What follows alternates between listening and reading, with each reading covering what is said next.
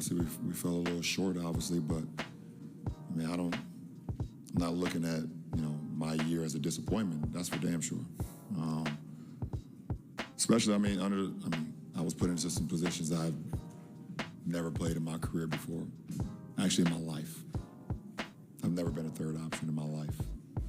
So to be able to, thrive in that role for that period of time, and then have to step back into the role that I've been accustomed with over my career, over my life, playing a sport, and be able to thrive under that, and then just my teammates allowing me to lead them under extreme circumstances, that was pretty cool for me at this stage of my career. Welcome everybody to the Sports Culture, all things sports. It's Jay Banfo, and we gotta talk about LeBron James. But before we get into that, like, comment, share, subscribe, and thanks for your support. So the Los Angeles Lakers season is officially over with. They were swept by the Oklahoma City Thunder in the second round of the NBA playoffs. Going into the series, nobody really gave them a chance to win the matchup, especially since Luka Doncic wasn't available due to injury. Now, in regards to LeBron James and his future, nobody really knows what's next. Will he stay in LA? Will he go to Cleveland or New York? Or is he ready to call it quits after 23 years in the NBA? Who knows? But in this video, I want to break down his time in LA and explain how us as NBA fans should remember it. So when LeBron signed with the Los Angeles Lakers in 2018, there were high expectations from day one. In LA, the fans want to see multiple championships. That's just what they're used to. From Magic to Kareem to Shaq and Kobe, winning only one championship as a Laker, in some fans' eyes, is seen as underachieving. So when LeBron came to town, there were three expectations. First, he needed to restore the dynasty. Before LeBron came to LA, the Lakers had missed the playoffs 5 years in a row. Secondly, he needed to take the torch from Kobe Bryant. Now, I'm not saying he was going to overtake Kobe in popularity and what he means for the city of Los Angeles, but his job was to lead the Lakers back to championship status the way Kobe did.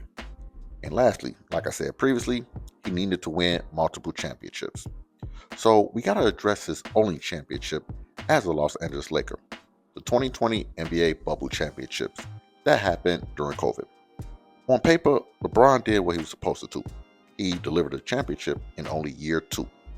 The only problem is many Lakers fans and people in the NBA community see it as a championship with an asterisk on it. Now, why is that ring so disrespected? Well, there was no home court advantage, no crowd, no travel, and it was a 4-month break before the playoffs that allowed LeBron and Anthony Davis to fully heal.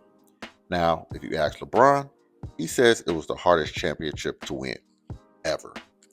I think that's BS, but nevertheless, when you talk about the bubble ring, it just doesn't carry the same weight as other championships. Now, I don't think that's fair, but that's part of the discussion that can't be ignored. Now, when you talk about missed opportunities as a Laker, we got to discuss his teammates. In total, LeBron has played with over 10 former or current NBA All-Stars as a member of the Lakers. Year after year, the excuse is LeBron doesn't have enough help.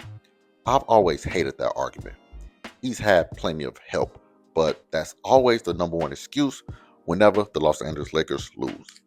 It's just lazy and not true.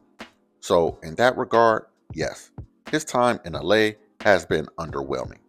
Plenty of help, but not enough success. Remember, I only say that because LeBron James is judged differently than any other NBA player. People put him in the GOAT conversation, so comparing his success to Jokic or Giannis isn't fair. It is what it is. So I'll say this. If any other player came to LA, won one ring, and broke the all-time scoring record, they probably would respect that accomplishment more. But we're talking about LeBron James, and his standards are just different. His job was to win multiple rings in LA, and that didn't happen. He broke scoring records, brought LA back into the playoffs, and got the franchise back on track. However, that's just not good enough in LA. That's amazing in Denver or Milwaukee, but LA is a different breed. Trust me, I know it's unfair, but that's the way it goes in Los Angeles. Now, I would be remiss if I didn't talk about the article that dropped today on ESPN.com, detailing the relationship between the Los Angeles Lakers and LeBron James. It was an insightful article, but the main thing that stood out and had the NBA community talking was LeBron feeling unappreciated the day he broke the record for most wins in NBA history. Milestones reached, both individually and as a team. Rui, 5,000 career points. Luka, 15,000 career points. Luka also the 10th person to ever have 600 points or more. Stop shooting so much. All right. More importantly, LeBron James, winningest player of all time in the regular season. We got one more accolade tonight, but we got to roll the video first. Hi Dad, congrats on your 100th win. I'm very proud of you. I love you. Go Lakers. Woohoo! Happy 100th win, Dad. You're a great dad and a great coach, and I love you so much. Go Lakers!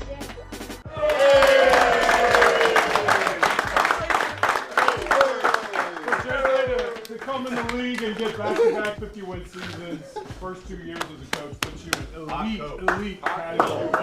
Our coach. So, according to the article, LeBron felt some type of way that Rob Pelinka, the GM for the Los Angeles Lakers, gave the game ball to head coach JJ Redick for getting his 100th win as a head coach. Now, if that's true, it just shows how petty and insecure LeBron James is as a person. How many more accolades must the Lakers acknowledge? This is the same franchise that drafted your son, Bronny James, when he hadn't proven himself at the collegiate level. Like I said, if it is true, that's just pathetic, and it just furthers my argument that I'm ready for LeBron James to retire. Now, with that being said, like, comment, share, subscribe, and I'll see y'all next time.